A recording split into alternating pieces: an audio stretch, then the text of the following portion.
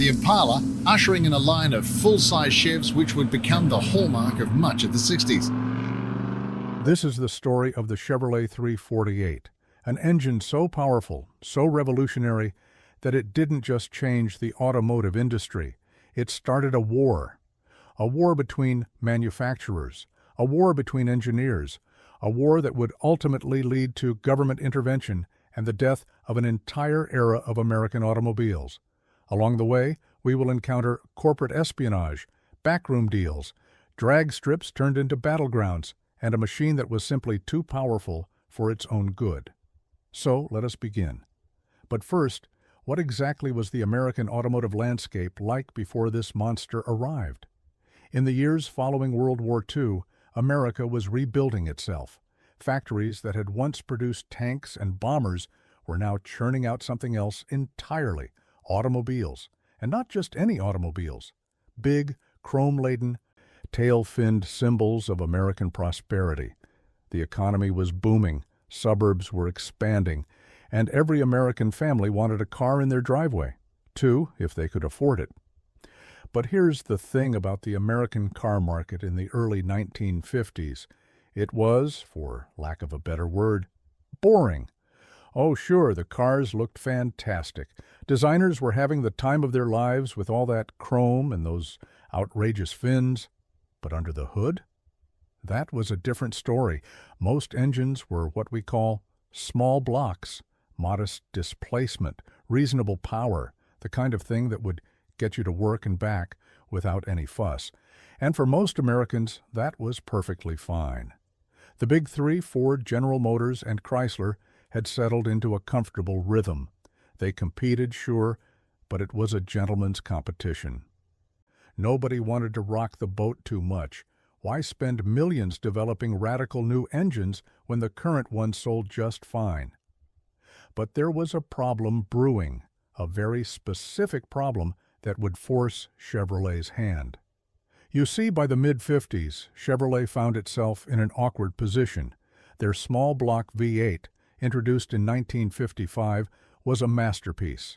Lightweight, efficient, surprisingly powerful for its size. It had made Chevrolet the performance choice for young buyers who wanted something with a little more kick. But Chevrolet also sold trucks, big trucks, and those trucks needed big engines. The small block, wonderful as it was, simply didn't have the torque necessary to haul heavy loads up steep grades. Chevrolet needed something larger, something with more displacement, something with serious low-end grunt. And this is where things get interesting. Because when Chevrolet's engineers sat down to design a new big block engine for their truck line, they didn't just design a truck engine. Whether by accident or by design, and I suspect it was very much by design, they created something that would change everything. The year was 1958. Dwight Eisenhower was in the White House, Elvis Presley had just been drafted, and Chevrolet was about to introduce a brand new full-sized car, completely redesigned from the ground up. They called it the Impala. And under the hood of some of those Impalas sat something the automotive world had never quite seen before: the Chevrolet 348. Now, I need to explain why this engine was different, because at first glance, a 348 cubic inch V8 doesn't sound particularly revolutionary. Ford had big engines. Chrysler had big engines. What made the 348 special? The answer lies in its architecture. The 348 used what engineers call a W-head design. If you looked at the cylinder heads from the end, the combustion chambers formed a shape that resembled the letter W. This wasn't just aesthetic. It allowed for larger valves, better breathing, and more efficient combustion. The engine could move more air and fuel than its competitors, which meant more power. But that's not all.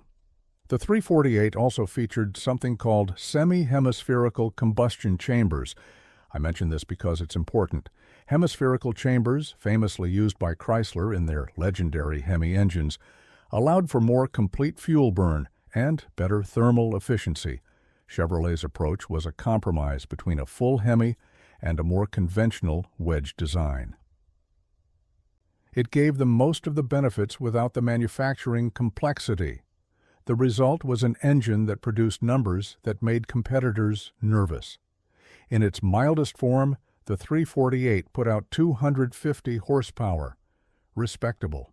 But Chevrolet wasn't interested in respectable. They offered hotter versions, 315 horsepower, then 335. And for those who really wanted to go fast, there was a special high-performance version with triple two-barrel carburetors that pumped out 350 horsepower. 350 horsepower in 1958. That is a staggering number. To put it in perspective, most family sedans at the time made around 150. The 348, in its hottest configuration, made more than double that. And here's where things started to get out of hand. You see, the 348 wasn't just powerful on paper, it was powerful in practice. Young buyers, the same ones who had embraced the small block V8 3 years earlier, discovered that the 348 could be modified easily. Swap out the intake manifold, install bigger carburetors, port the heads. Suddenly you weren't looking at 350 horsepower, you were looking at 400, maybe more. The drag strips noticed first. Almost overnight, 348-powered Chevrolet started dominating local racing, then regional racing, then national events. Other manufacturers watched in horror as their carefully developed racing programs got absolutely demolished by what was supposed to be a truck engine. If you're enjoying this story, consider subscribing. It really helps us reach more people who love this kind of automotive history. But anyway, back to the Escalation. Ford saw what was happening and panicked. Their response was the FE Series Big Block, culminating in the legendary 427. Chrysler, never one to be left behind, developed their own weapons, the Max Wedge engines. The Hemi revival. What had been a gentleman's competition was now something else entirely. This was war. Automotive historians would later call it the Big Block Wars. And the Chevrolet 348 had fired the first shot. But Chevrolet wasn't done, not even close. In 1961, they took the basic architecture of the 348 and bored it out to 409 cubic inches, the 409. You might recognize that number. The Beach Boys certainly did. She's real fine, my 409. That song wasn't an accident. The 409 had become a cultural phenomenon.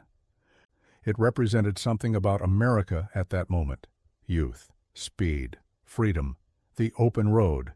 The manufacturers were now locked in an arms race. Every year the engines got bigger, more powerful, more outrageous.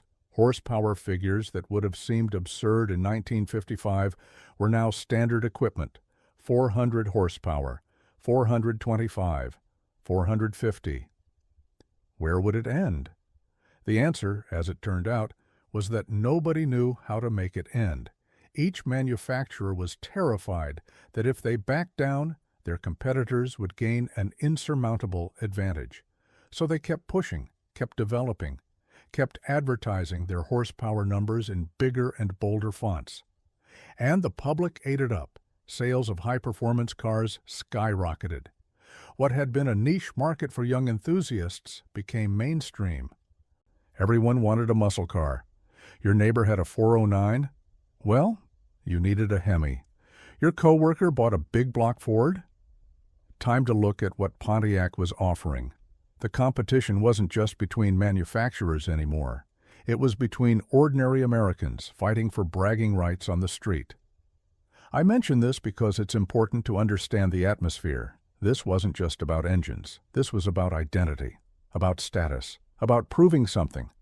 The cars themselves had become symbols, and the engines that powered them were the most important part of that symbolism. But there was a problem, several problems actually, and they were all converging on the automotive industry like storm clouds on the horizon. First, there was the issue of insurance.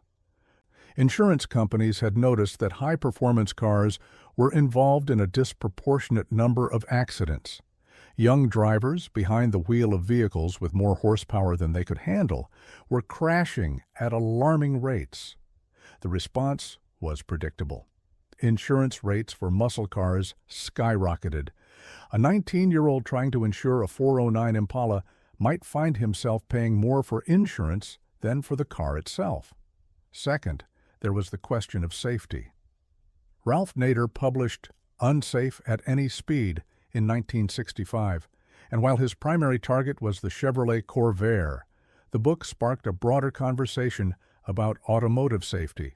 Were these high-powered machines too dangerous? Should the government step in? Third, and this is the big one, there was the environment. By the late 1960s, air pollution in major cities had become impossible to ignore.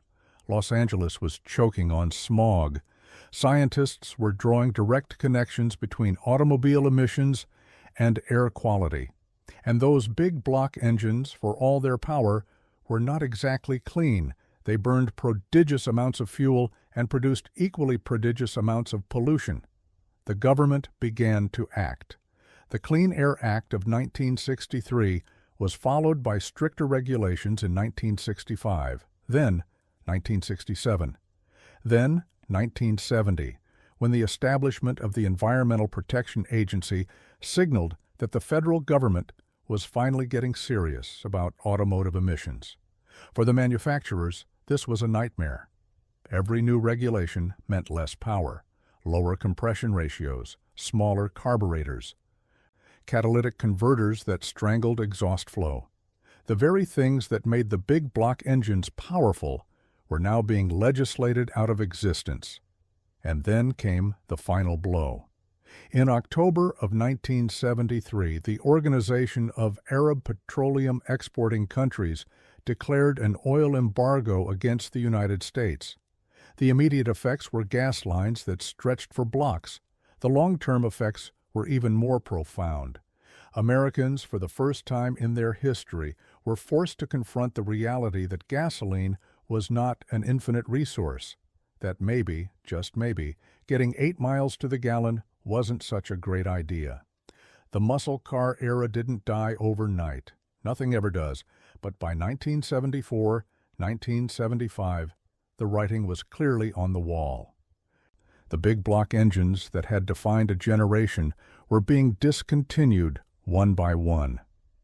Manufacturers who had spent 15 years in an all-out horsepower war were now competing to see who could build the most fuel-efficient car. It was, in many ways, the end of an era, and it all traced back to that original decision in 1958. The decision to put a truck engine in a passenger car, the decision that had started the big block wars. But what of the Chevrolet 348 itself? What happened to the engine that had started it all? The 348 had a surprisingly short production run. By 1961, it had been replaced by the 409. By 1965, the 409 itself was being phased out in favor of the even larger Mark IV big blocks, better known by their displacement numbers. The 396, the 427, the 454. Each generation was more powerful than the last, until the regulations finally caught up. Today, the 348 occupies an unusual place in automotive history. It's not as famous as its successors. You won't hear songs about it on classic rock radio. Most people, even car enthusiasts, don't immediately recognize the number. But those who know. They understand that without the 348, there would have been no 409, no 427, no Hemi wars, no muscle car era at all, at least not in the form we remember it. The engine's influence extended beyond just Chevrolet. When Ford saw what the 348 could do, they responded with their FE series engines. When Chrysler saw what Ford was doing, they revived their Hemi program. When AMC and Pontiac and Oldsmobile saw their competitors escalating, they joined in too. It was a chain reaction, and the 348 was the catalyst. There's a lesson here, I think, about unintended consequences, about how a single engineering decision can reshape an entire industry. Chevrolet's engineers in 1957 probably weren't thinking about starting a war. They were thinking about trucks, about torque curves, about meeting a specific need in their product lineup.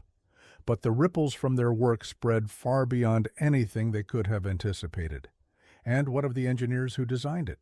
This is where the historical record gets a bit murky, as it often does with corporate projects. The 348 wasn't the work of a single genius. It was a team effort, involving dozens of people whose names have been largely forgotten. They didn't receive fame or fortune for their work. They received paychecks and, presumably, a certain professional satisfaction when they saw their creation dominate the competition. But anyway, let's talk about the legacy, because the legacy is complicated. On one hand, the big block wars gave us some of the most iconic automobiles ever produced. The Chevrolet Chevelle SS 454, the Plymouth Roadrunner, the Ford Mustang Boss 429, the Dodge Charger Hemi. These cars defined a generation. They appeared in movies and songs and became symbols of American culture that persist to this day. On the other hand, the era was unsustainable. Those beautiful, powerful machines were also inefficient, polluting, and dangerous. The regulations that eventually killed the muscle car era weren't arbitrary bureaucratic overreach. They were responses to real problems: air quality, safety, energy independence. It's tempting to be nostalgic about the muscle car era, to wish we could go back to a time when horsepower was king and regulations were minimal. But that nostalgia ignores the context, the smog, the accidents, the oil crisis. The era ended because it had to end. What remains is the engineering, and this is something worth celebrating. The Chevrolet 348, despite being designed primarily for trucks, was a genuinely innovative piece of technology. The W-head design, the semi-hemispherical chambers, the efficient breathing, these were real advances that influenced engine design for decades. When engineers today design high-performance engines, they're building on foundations that were laid by the teams who created the 348 and its competitors. And what of the racing? The drag strips where 348-powered Chevrolets first made their mark still exist. Modified big blocks still compete, though they're far more sophisticated than anything available in 1958. The spirit of competition that the 348 ignited has never fully gone away. It's just evolved. There's also the collector market. Original 348 engines, especially the high-performance variants, are now worth substantial sums. Collectors recognize them as the genesis of an era. Cars equipped with factory 348s command premiums at auction. For those who understand automotive history, these engines represent something important, a turning point, a before and after. I find myself wondering what those Chevrolet engineers would think if they could see us now, if they could see modern sports cars producing 600, 700, 800 horsepower from turbocharged engines that still meet emission standards, if they could see electric vehicles that produce instant torque numbers that would have seemed like science fiction in 1958. The world they helped create has moved far beyond anything they could have imagined. But their fingerprints are still there, in the understanding that power sells, in the recognition that buyers want more than mere transportation, in the design philosophies that evolved from their original work. The 348 may be gone, but its children and grandchildren and great-grandchildren are still very much with us. Well, there we are, the story of an engine that changed everything. The Chevrolet 348 debuted as a solution to a specific problem, powering trucks that needed more torque than the small block could provide. But it became something else entirely, a weapon in a war that nobody planned to fight, a catalyst for an era that reshaped American culture, and ultimately a cautionary tale about the law of unintended consequences. The muscle car era was glorious and excessive, and ultimately unsustainable. And it all started with a truck engine that some engineers thought might work pretty well in a passenger car. They were right.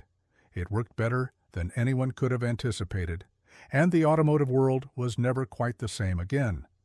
If you enjoyed this one, subscribe for more and let me know in the comments where you're watching from. Take care, and I'll see you in the next one.